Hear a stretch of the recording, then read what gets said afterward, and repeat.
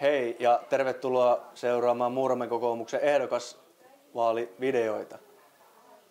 Hei. Moi. Mikäs sun nimi on? Johanna Leikman. Alright. Mikäs sun koulutustausta on ja mitä sä oot tehnyt työelämässä? Mä oon koulutukseltani artesaani ja logistiikan insinööri. Ja mä oon tehnyt kaupan-alan töitä ja sitten täällä Muuramessa oman alan töitä. No niin, monenlaista osaamista löytyy. Joo. Mitkä nyt sitten on kuntavaalit tulossa tässä keväällä muutaman kuukauden päästä, niin mitkä sulla on sillä tärkeitä teemoja? Mulle tärkeitä teemoja on yrittäjyys ja sitten lapsiperheiden, lasten ja nuorten hyvinvointi. Alright.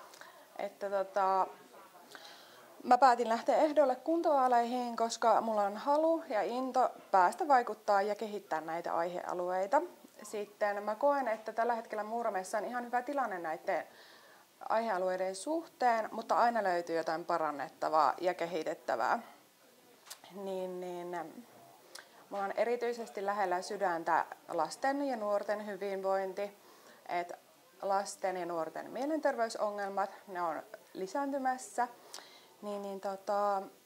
Haluan päästä kehittämään semmoisia ennaltaehkäiseviä toimenpiteitä ja tukea niiden hyvinvointia. Ja lapsiperheiden kannalta niin on tärkeää, että palvelut on täällä lähellä ja helposti saatavilla ja että ne toimii.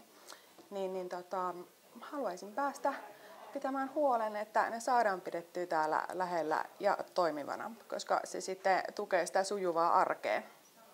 Ja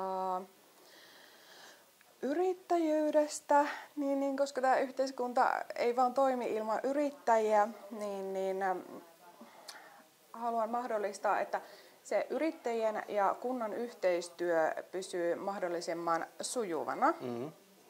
Ja sillä me sitten saadaan houkuteltua tänne lisää yrittäjiä ja sitten mahdollistetaan, että näillä yrittäjillä, ketkä täällä jo on, niillä ne on tyytyväisiä ja lisätään kunnan elinvoimaa ja sitten saadaan lapsiperheille niitä palveluita tänne mahdollistettua. Niin, siinä. Mahtavia teemoja. Kiitos haastattelusta. Kiitos.